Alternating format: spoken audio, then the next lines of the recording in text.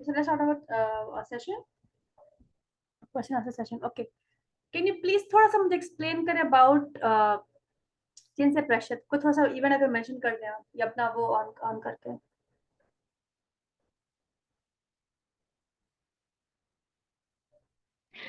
अस्सलाम वालेकुम।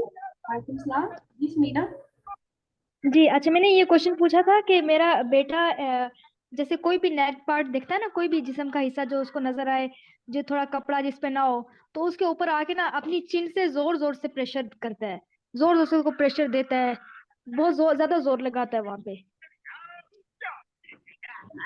The thing is that क्या वो हर एक के साथ करते हैं, नॉन के साथ करे या अननोन के साथ करे वो? वो सबके साथ, जिस जहां पे भी उसको ज्यादातर वो मेरे साथ करता है, लेकिन उसकी थेरेपीज हो रही है तो वो अपने टीचर के साथ भी इस तरह करता है। कैन टेल मी कि वजह ने ये चीज कब से स्टार्ट की हुई है? उसको तकरीबन ये चीज करते हुए जो मैंने उसको नोटिस किया, ऑलमोस्ट उसको अ, तकरीबन 1.5 से 2 महीना, 1.5 महीना इतना हुआ होगा। कभी भूल जाता है. कभी भूल भी जाता है, कभी नहीं भी करता, ज्यादातर कर देता है। So what you could do, I think you can ये अपना पंच लेके तो सॉरी पंच नहीं करना, सॉरी पंच नहीं हाँ करना. हाँ You just like you push कर इस बच्चे को. I think this might help you out. शायद वो हेल्प करे इस बच्चे को जब आप ऊपर की तरफ मूव करेंगे ना, या ये यहाँ पे रख के इट माइट हेल्प आउट जी द जी। चाइल्ड. या फिर ओके जस्ट टेल मी थोड़ा सा उसको मुझे थोड़ा हिस्ट्री दे बच्चे की. क्या बच्चा बोल सकता है? द चाइल्ड इज वर्बल और नॉट?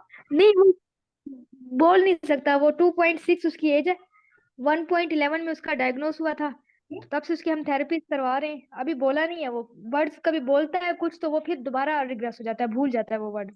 तो द थिंग इज दैट और चूइंग पे काम करें. क्या दांत है बच्चे के बाहर? उस टाइम तक बच्चे के दांत महा मैं आपको जवाब देती हूँ, थोड़ा वेट करें. क्या बच्चे जी के जी, दांत उसके दांत। ठीक है बच्चे के? जी जी, उसके तीत है।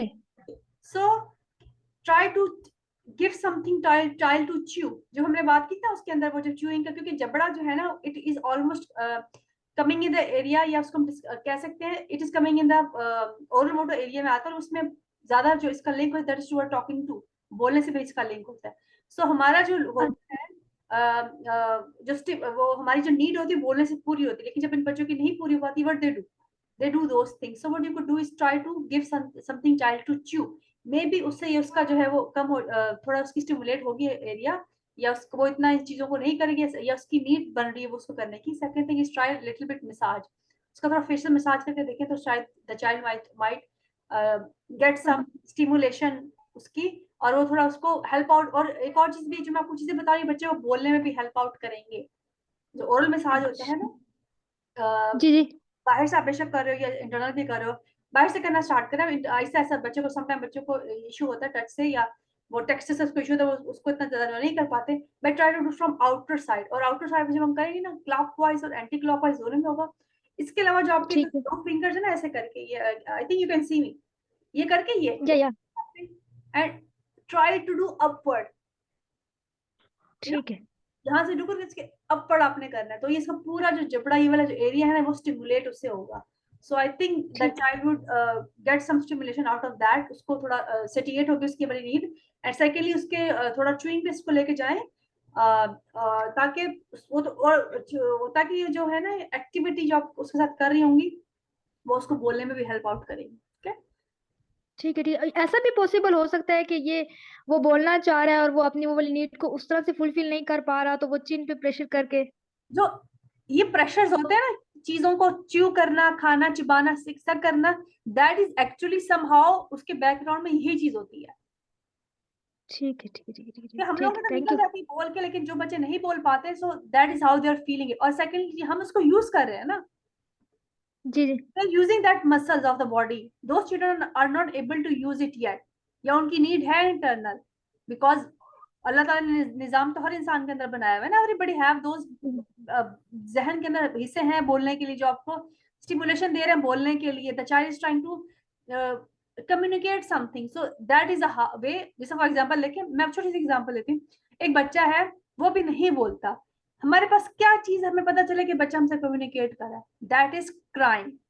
और क्राइंग में डिफरेंट टाइप की हम्म, होती है। एवरी चाइल्ड जब उसकी नीड होती है किसी भी चीज की वो अलग होगी, रोना अलग होगा, नाराजगी वाली अलग होगी, पेट में दर्द है वो क्राई अलग होगा। सो मदर को समझ आनी शुरू हो जाती है। That is true for other needs too.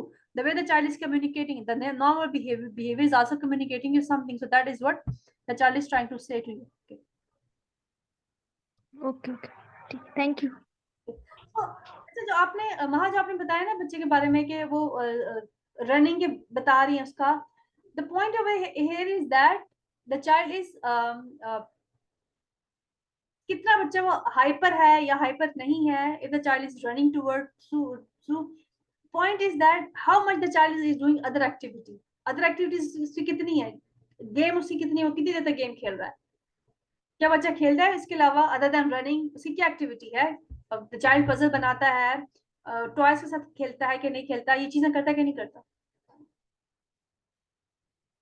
देखिए रनिंग तो हर बच्चा करता है, जो बच्चे हाइपर होते हैं वो बच्चे रन करते हैं। It's not about even sensitivity, it's not about the need और the seeker of that, it is about the child do that. उनके उनके अंदर एनर्जी बहुत ज्यादा है, वो इसलिए कर रहे हैं, यू नो। उसकी मेन रीजन ये भी हो सकती है। It means that the child have a lot of energy, जो कि होती है बच्चों में होती है। What we need to do, क्या बच्चा जो है मेंटल एक्टिविटी बच्चे की है जिसमें उसका जहन वो हो, in which the child is able to use the brain. देखा ओवरऑल जब क्या है ना, हाइपर एक्टिविटी मैं कम नहीं कर सकती। आई मीन मेरा कहने का मतलब ये है कि विद जो अब हाइपर एक्टिविटी की बात करते हैं, हमने असल में उस एनर्जी को डायरेक्ट करना होता है, उसके सिटिंग स्पैन पे काम करना होता है, उसके अटेंशन स्पैन पे काम करना होता है कि क्योंकि हम किसी भी बच्चे के अंदर से एनर्जी खत्म नहीं कर सकते। So what we can do about that child, we need to direct that energy. हम क्या करते हैं, बच्चे को खेल में डाल देते हैं। हम पेरेंट्स को एडवाइस करते हैं कि अपने बच्चों को स्पोर्ट्स में डालना है, एंड आई डोंट नो बच्चे की स्पोर्ट्स कितनी है। Diversion, it's not about diversion, आप डाइवर्ट कर सकते, diversion in the sense of what, we need to direct that energy actually, क्या हमें इसको डायरेक्ट करनी है। So what we could advise over here कि आपने उस बच्चे को स्पोर्ट्स में लेके जाना था, गेम्स में लेके जाना था, कि वो उसमें जाए, उसमें थके वो एक्चुअली, ताकि उसकी वो नीड पूरी हो। प्लस में it's all about even the running and the if a child is doing that with those activities, the important part over here is that उसका सिटिंग स्पैन कितना है, उसका अटेंशन स्पैन कितना है, वो बच्चा कितनी देर तक काम करता है, उसके ऊपर काम करने की जरूरत है। बिकॉज हम एनर्जी किसी बच्चे में से खत्म नहीं कर सकते until unless we find a way to direct that energy. So instead of finishing that energy we need to understand that कि उसका सिटिंग स्पैन कितना है, वो कितनी देर तक एक्टिविटी करता है, कितनी देर तक ये काम करता है। इट्स देखिए ठीक होना ना होना बड़ी रिलेटिव सी टर्म होती है, मतलब मीन्स के हमने मैनेज करना होता है। आपने शायद पता नहीं, मेरे शायद पहले पिछले वो सेशंस नहीं सुने।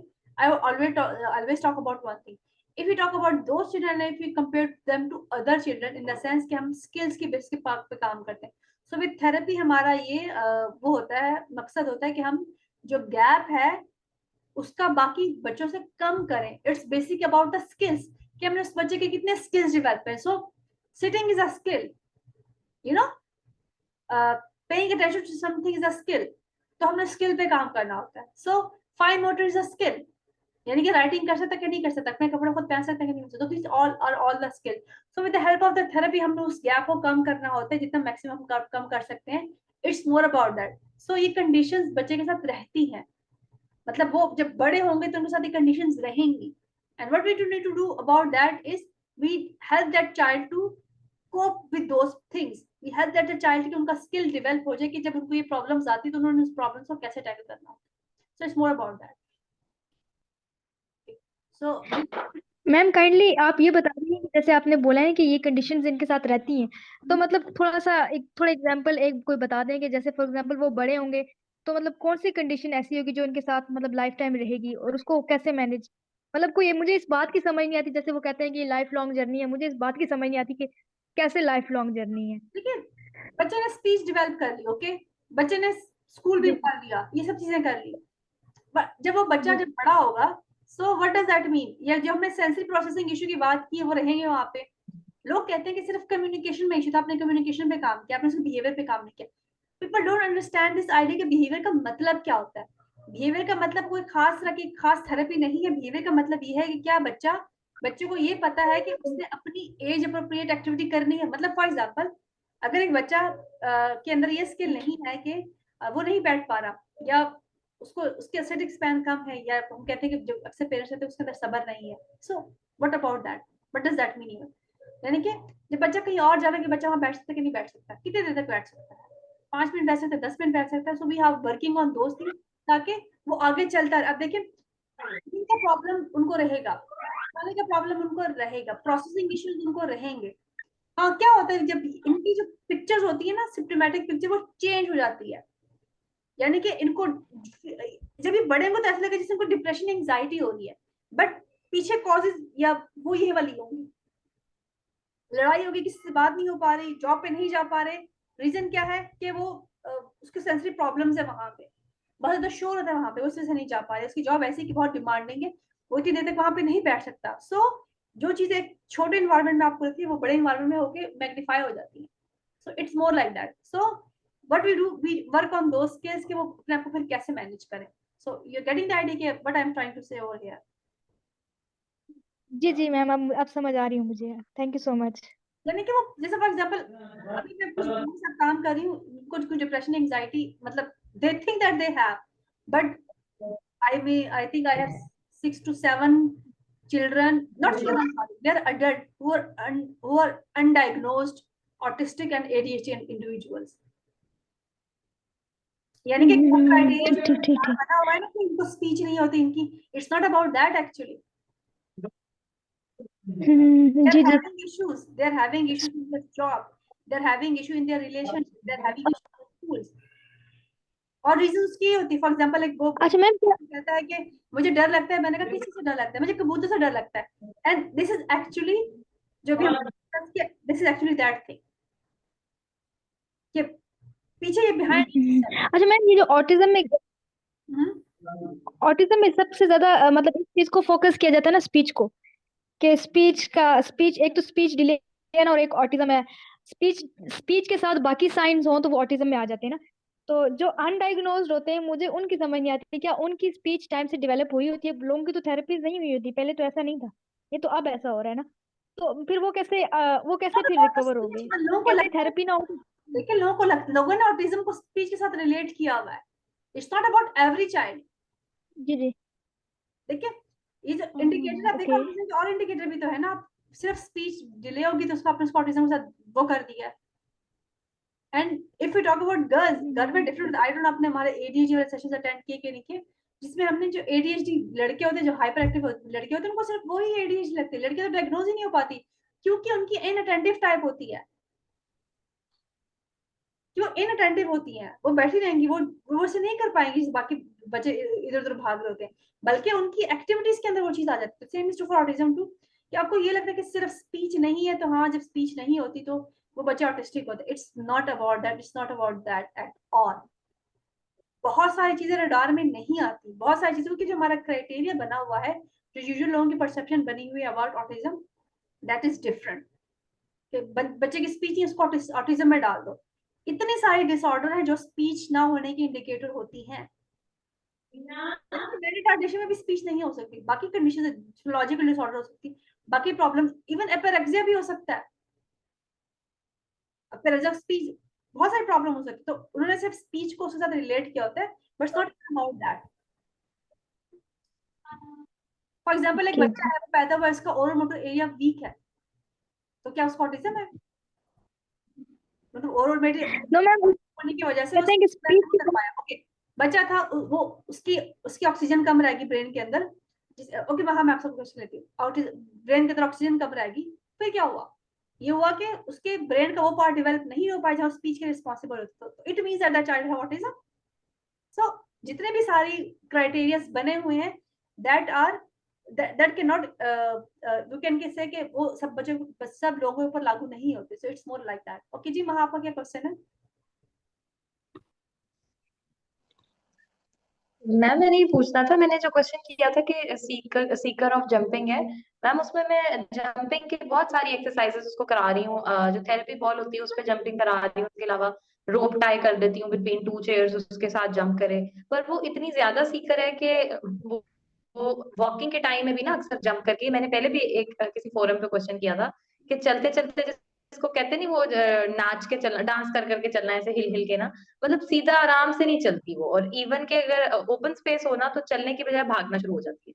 तो ये रनिंग और जंपिंग उसकी चाल के अंदर आ रहा है। इवन मैं माइंड गेम्स उसके साथ कर रही हूँ कि 3 टाइम सीटिंग कराती हूँ, 1 आवर तक चला जाता क्या है। वो पार्क जाती है? इस चीज गोइंग टू पार्क जी मैम। कितने? ऑल्टरनेटिवली, मतलब एक दिन छोड़ के एक दिन, समटाइम्स डेली ऑल्सो, लेकिन वो इतना नहीं, वीक में मतलब 5 to 6 टाइम्स तो हो जाती आप है। उसका प्ले टाइम ज्यादा कर दें। अच्छा मैम, पार्क में अनकंट्रोल छोड़ दूं या फिर पार्क में कंट्रोल रखना है कि No मतलब need to control. Why you need to control that child? देखिए, जब भी पेरेंट्स ये क्वेश्चन मुझसे करेंगे, आई विल से दैट क्या बच्चा अपने आप को हार्म करता है? आपने डेंजर और सेफ्टी का हमेशा ख्याल रखना होता है। हम्म। आपने ये जहन में रखना है कि वो उसके इर्द गिर्द कितना डेंजर है। वो रख के आपने उसको उस एक्टिविटी के लिए अलाउ करना है कि लेट दैट गर्ल भाग। अच्छा मुझे पता है वो भाग के क्या कर लेगी। I mean what she could do if she is running. Sorry ma'am. मतलब एक बच्ची भाग रही तो वो भाग के क्या करेगी? कहीं आपको लगता है कि सॉरी। वो फैन से बाहर निकल जाएगी, नहीं पार्क नहीं से बाहर मैम, निकल जाएगी? सीकर है वो, सीकर है वो, वेस्टिबुलर की ट्रैम्पोलिन की सीकर है, तो वो 1 1 घंटा ट्रैम्पोलिन करती रहेगी, देखिए, फिर तो आप वो सीख जब करती पार्क रहेगी। में जाते हो तो पार्क में कितने झूले होते हैं? बहुत स्लाइड सारे होती है, होते हैं। ट्रैम्पोलिन होता है, स्विंग, तो वो बहुत सारे इन होते सब हैं। की लेट सीकर देम है go to and play they over there. उसको सब झूलों के खेलने दें इसको। ठीक है। स्टे विद दैट ठीक है गर्ल। मैम। ओके, और डेंजरस सब्जेक्ट आपने ख्याल रखें। मैं आपसे यही पूछना चाहती हूँ कि मैंने कहा आपको कितना उसको है कि आप इसको वो रखना है। हम हर दफा ना बच्चे को ना कंट्रोल करने के चक्कर में होते हैं। It's not about that. वो कितना खेलती है, उसको अपना आपको बैलेंस करने दें, वो खुद सीखे ये चीजें। ठीक है ma'am. So just try to take it. तभी मैं आपसे जब यही कहती कि हमने इसको डायरेक्ट करनी होती। This is what about direction, इसके हम उसकी चीज को एनर्जी को डायरेक्ट करें। हम बच्चे की एनर्जी को खत्म नहीं कर सकते, you know, but we need to do कि हम उसको डायरेक्ट करते हैं। अब देखिए एक बंदा जो है बोलना, क्या हम बोलने को खत्म कर सकते हैं? तो same is true for the body thing too. So it is all about that. It is something like that कि हमने बहुत सी चीजों को डायरेक्ट करना होता है, और वो हम डायरेक्ट करते हैं। जब उसको वो चीज डायरेक्ट होती है तो वो दे समहाउ फील व्हाट। हम जैसे स्टिमिंग की बात करते हैं, लोग कहते हैं stop stimming. Why would need to stop? Do you understand why the child is doing stimming? They don't get this idea. हाथ फ्लैपिंग क्यों हो रही है? You don't get this idea कि फ्लैपिंग किसी चीज में इस्तेमाल कर सकते हैं।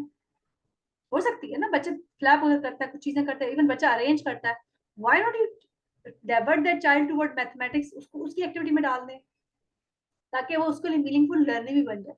Same is true for that girl कि उसको अपनी बाकी डेंजर सेफ्टी का देखिए समझ आएगी, उसको अपने बॉडी बैलेंस समझ आएगी, उसको समझ आएगी बाकी स्पेसिस में वो भी वो कर सकती है, क्योंकि उसकी नीड एक असल में फिजिकल एक्टिविटी है। It's not even about jumping, it's about physical activity. ये फिजिकल एक्टिविटी वो कितनी करेगी, कितना वो कर सकती है। फिर फिजिकल अगर वो है एक्टिविटी तो वो तो साइकिलिंग में भी खत्म आपकी वो होती है। आप साइकिलिंग में भी इसको लगा सकते हैं। उसमें ना कि वो पैडल कर रहे हैं। So there are so many activity जिसमें आप डाल के बच्चों को उस तरफ लेके जा सकते हैं। Thank you so much, thank you so much Maha, thank you so much Samina.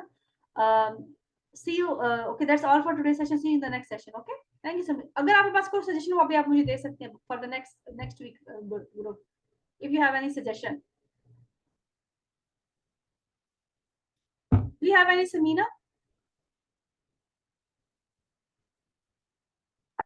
Yes ma'am, मैं चाह रही हूँ कि नेक्स्ट वीक में ना आप डिस्कशन करेंगे टॉपिक के। जब हमारे बच्चे बड़े हो जाते हैं तो ये तब कैसे होंगे, मतलब in term of speech, communication, socialization, इसमें मैं बात की हूँ कि तब ये कैसे होंगे।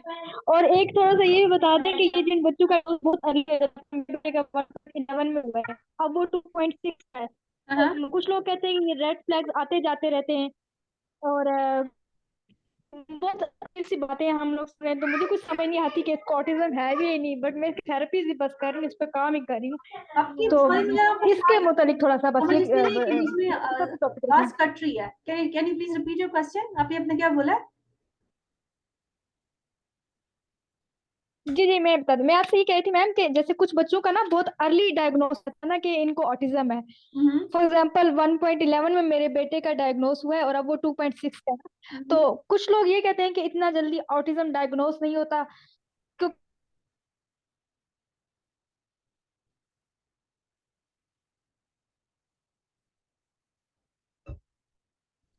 हेलो मैम, सुन पा रही हैं आप मुझे? आपकी मुझे सिर्फ यहाँ तक सुनाई दी कि अपने इतनी जल्दी ऑटिज्म डायग्नोज नहीं होता। Your child is now 2.5 years old। जी जी 1.11 में उसका डायग्नोस हुआ था और अब वो 2.5 का है ना। आवाज आ रही है? जी जी आ रही है।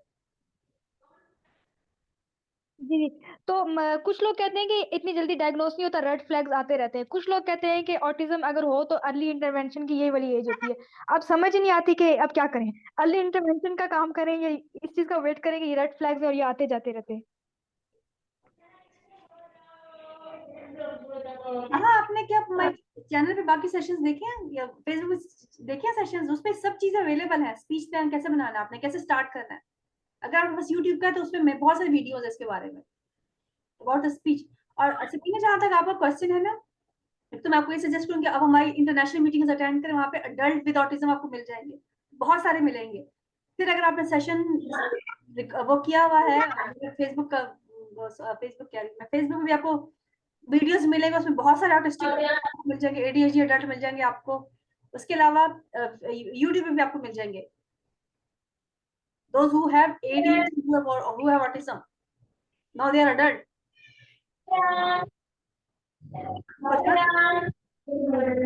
और जहाँ तक अर्ली, मैं कहती हूँ आपको समीना, आपके पास मेरा फोन नंबर, सॉरी नंबर मैं आपको देती हूँ।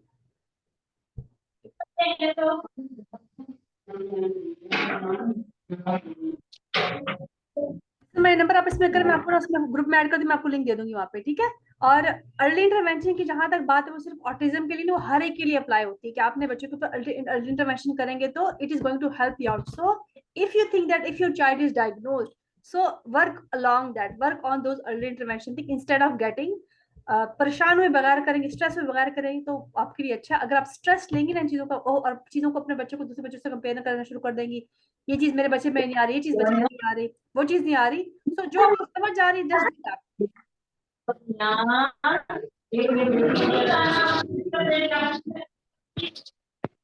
समझ try to do those things, simple thing करें अपने बच्चे के लिए जो आपको थेरेपिस्ट ने आपको बताया, जो आप थेरेपी करवा रही हैं, ताकि आपको समझ आनी शुरू हो जाए। Okay, thank you so much Maha, see in the next session.